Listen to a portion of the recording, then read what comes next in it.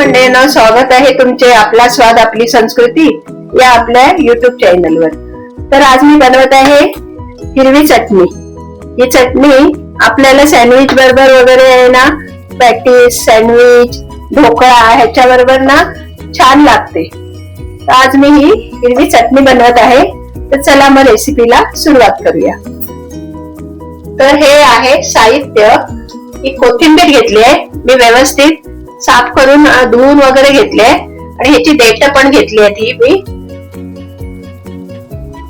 आणि त्याच्यासाठी लागणार आहे ही लिंबू घेतलाय मी, कोथिंबीर, हे पुदिन्याची पानं आहेत, कढीपत्त्याची 2-4 पानं आहेत, आलं, लसूण, मिरची, मीठ घेतलंय, साखर, डाळ्या घेतल्यात ह्या, हे जिरा पावडर आहे आणि ही चाट मसाला आहे आणि हे काळं मीठ आहे. आता हे मिक्सरचं भांड घेतलंय, त्याच्यात कोथिंबीर घालून घेते.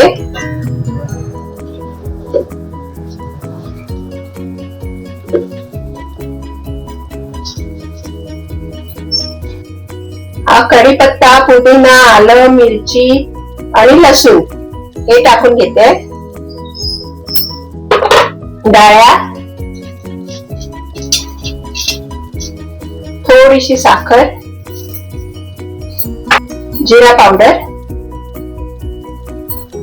चाट मसाला, काळं मीठ आणि आपलं साधं मीठ आणि लिंबूचा रस पिळून घेते. ही चवीला आहे ना चटणी अगदी छान होते, आंबट गोड असे चांगली टेस्ट येते याला. आणि सँडविच बरोबर वगैरे लावून ना छान लागते. नुसतं सँडविच नाही, पॅटीस असेल, पॅटीस बरोबर छान लागते ही चटणी. तर हे मी ह्याच्यामध्ये ना हे आईस क्यूब टाकून घेते. त्याने काय होते, आपल्या चटणीचा कलर हिरवागार छान तसा राहतो.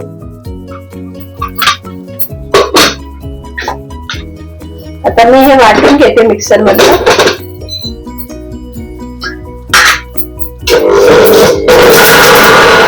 आपली चटणी बघा कशी छान, अशी कलर बघा कसा आलाय, छान असा हिरवा कलर आलाय आणि छान वाटून पण झाली आहे.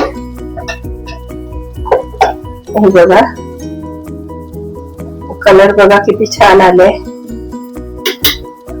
आणि ती लागते पण छान चटपटीत ही चटणी. तर आपली हिरवी चटणी तयार आहे. बघा किती छान कलर पण छान आलेला आहे.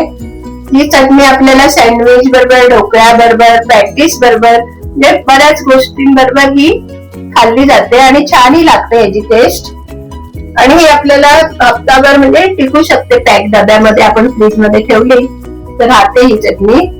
तर तुम्ही पण ट्राय करा आणि आमचा व्हिडिओ आवडल्यास आमच्या व्हिडिओला लाईक करा, शेअर करा आणि आमच्या चॅनलला सबस्क्राईब करा. थँक्यू.